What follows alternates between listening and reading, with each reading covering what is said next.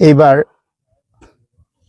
2026 চনৰ 22, 23, 24, 25 জানুৱাৰীত তৃতীয় সংখ্যক পবা বৰ্ষাৰণ্য প্ৰকৃতি মহোৎসৱ আমি উদযাপন কৰিবলৈ গৈ আছোঁ।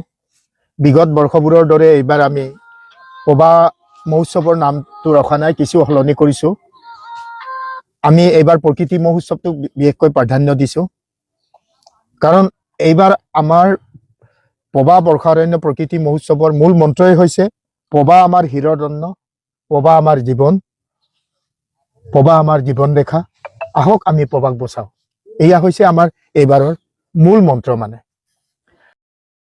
মিচিং সাহিত্য আকিত পৰিকট এমেচি লোক আয়না আগে তারুঙা আনারুই দং উলু তুরা দুনা usung eleng abong kerit kama mulong ulung mising ragama turnam da arre kamang samo pusong mising ragama tura dupa borka poba oroino de tura dupai ngulung mising regam de tura du dope borka poba oroino de ngulung biladung oksijene poba borka oroino de ngulu tura du molai semo puso kaje apunge poba borka oroino mausob dem patilai poba borka oroinom turiar monam laganga odok lega po mising autonomous council de age tarungam gero bomdung borka poba oroino mausob patipemna आपने 2026 22 জানুৱাৰী দক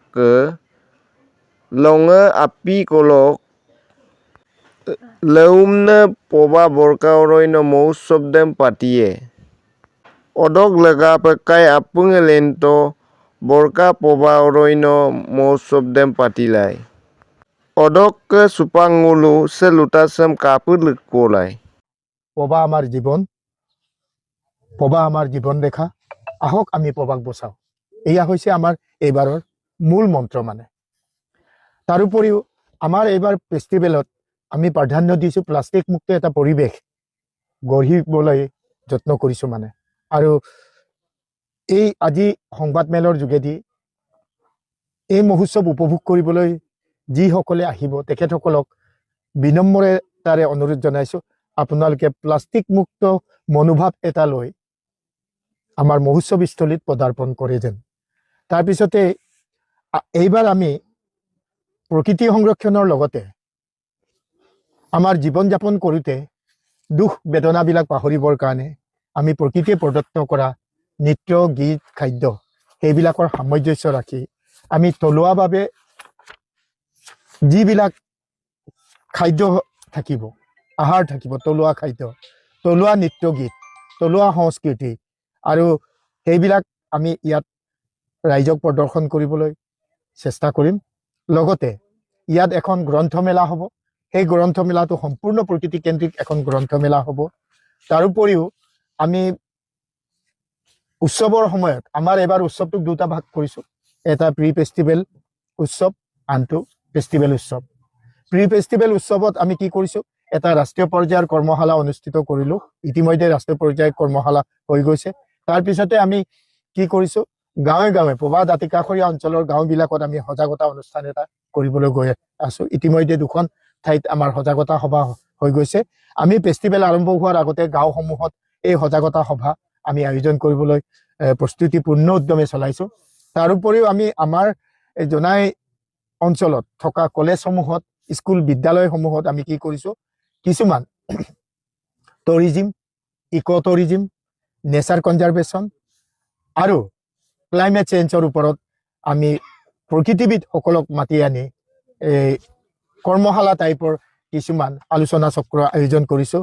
গতিকে এইবাৰ এইবিলাক হৈছে আমাৰ pre festival উৎসৱ। এই pre festival উৎসৱৰ লগত আমি এটা ছাত্ৰ সন্মিলন বুলি এটা কাৰ্যসূচী ৰাখিছোঁ।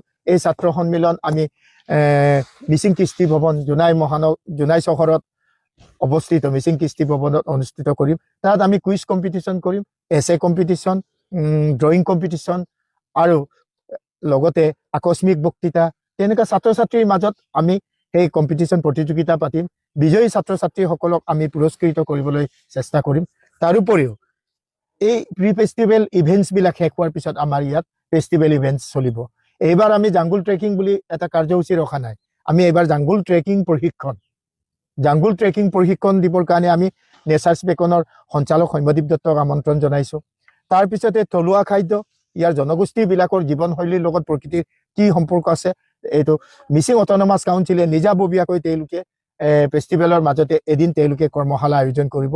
ইতিমধ্যে এই বিষয়ে যোগাযোগ কৰা হৈছে।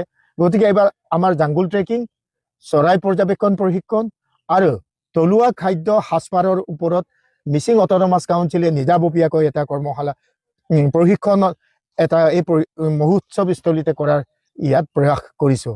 তাৰোপৰিও এবাৰ আমি ৰাফটিং আৰু নৌকা বিহাৰত আমি অসমৰ সকলোৰে পৰিচিত ৰিচান দলেক ইয়ালৈ আমন্ত্ৰণ কৰিবলৈ চেষ্টা কৰিছোঁ।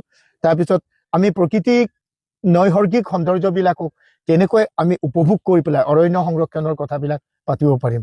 তাৰপিছতে আমি এইবাৰ কি কৰিছোঁ, জনগোষ্ঠীয় খাদ্যবিলাক ইয়াত যেনে আমাৰ কি কৰা হ'ব, আম ইংনাম ধান মৰা কম্পিটিশ্যন, ধান খুন্দা কম্পিটিশ্যন, তেনেকুৱা জনগোষ্ঠীয় কিছুমান বিভিন্ন ক্ৰীড়া আছে। সেই ক্ৰীড়াবিলাকৰ ইয়াত প্ৰতিযোগিতা পতা হ'ব আৰু সেই প্ৰতিযোগিতাবিলাক আমি ইয়াৰ জনগোষ্ঠী ইচ্ছুক ব্যক্তিসকলক আমি ইয়াত অংশগ্ৰহণ কৰিবলৈ আহ্বান জনাইছোঁ। তাৰপিছতে আমি এটা পদক্ষেপ লৈছোঁ, এইবাৰ যোৱাবাৰতকৈ কিছু সুকীয়া। যিদিনা আমাৰ ইয়াত এইবাৰ আমি মঞ্চত মুকলি সভা তেনেকৈ আমি অনুষ্ঠিত নকৰোঁ। আমি মঞ্চত কৰিম, এই আমন্ত্ৰিত মুখ্য অতিথি বিশিষ্ট ব্যক্তিসকলক আমি মঞ্চলৈ মাতি আনি তেওঁলোকৰ অনুভৱৰ সৈতে উপস্থিত থকা ছাত্ৰ ছাত্ৰীসকলৰ ভাৱ বিনিময় কৰিবলৈ তেখেতসকলক আমি সুযোগ এটা দিবলৈ চেষ্টা কৰিছোঁ। তাৰোপৰিও আমি এইবাৰ ভাবিছোঁ চিয়াং নৈখনক আমাৰ ইয়াৰ লালি নামে পৰিচিত হৈছে। এই নদীয়েদি অহা পক্ষীবিলাকক আমি এই আশে পাশে থকা আমি য'ত প্ৰবাহ বৰ্ষাৰণ্য মহোৎসৱ চিয়াং লালি বেৰাঘাটত এইবাৰ অনুষ্ঠিত কৰিবলৈ গৈছোঁ। ইয়াৰ আশে পাশে বিশাল জলাশয় আছে। সেই জলাশয়বিলাকত পৰিভ্ৰমী পক্ষীৰে উপচি আছে। এতিয়া আমি দেখা পাইছোঁ পৃথিৱীৰ আটাইতকৈ দূৰতম অঞ্চলৰ পৰা ইয়ালৈ উৰি আহে আৰু হিমালয় এভাৰেষ্ট শৃংগৰ দৰে আটাইতকৈ সুউচ্চ পৰ্বত পাৰ হৈ আহে ধৃতৰাজ পক্ষী আমাৰ এই মহোৎসৱস্থলীত এইকেইদিন বিচৰণ কৰা দেখা গৈছে। গতিকে আমি কি কৰিছোঁ, এইবাৰ যিসকলে চৰাই চাব বিচাৰে, সেই চৰাই চাব বিচৰাসকলে তেখেতসকলে এইবাৰ আমাৰ আশে পাশে বহুত জলাশয় আছে। সেই জলাশয়বিলাকত কি কৰিব পাৰিব, এতিয়া পৰিভ্ৰমণ কৰিবলৈ অহা চৰাইবিলাকক চাব পাৰিব।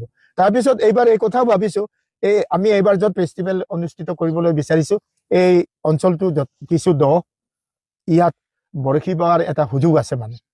আৰু এই বৰশী বাবলৈ যিবিলাকে ইচ্ছা কৰে তেখেতসকলে ইয়াত এইবাৰ আমাক প্ৰদৰ্শনীমূলক হিচাপে বৰশী বোৱা কামত তেখেতসকলক আমি আহ্বান জনাইছোঁ। তেখেতসকলে যদি আহে আমি তেখেতসকলক ইয়াত থকা মেলাৰ সুব্যৱস্থা কৰি দিম।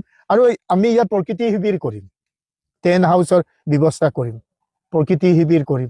যিসকলে ইয়াত টেণ্ট আৰু বন ফায়াৰিং কৰিম, নহয়নে? আমি তেনেকৈ বন ফায়াৰিং কৰিম, সকলো ব্যৱস্থা থাকিব।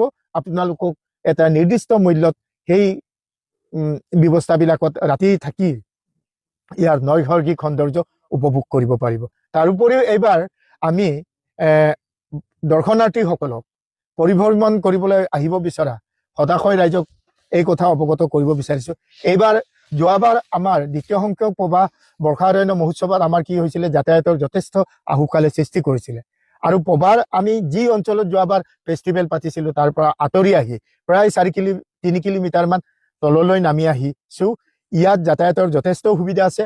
এই আমাৰ প্ৰবাহ মহোৎসৱলৈ আহিবলৈ কুলিগাঁও তিনিআলিৰ পৰা আহিব পাৰে, জোনাই বজাৰৰ পৰা আহিব পাৰে, ফ্ৰান্সিলিয়ান তিনিআলিৰ পৰা আহিব পাৰে, তেনেকৈ আহি বাহিৰজনা আহিব পাৰে, ইপিনে পাৰি গাঁৱেদি আহিব পাৰে, বাহিৰজনাৰ পৰা বলাইপাম, অকলেণ্ড, লোহিজান এনেকৈ আহিব পাৰে।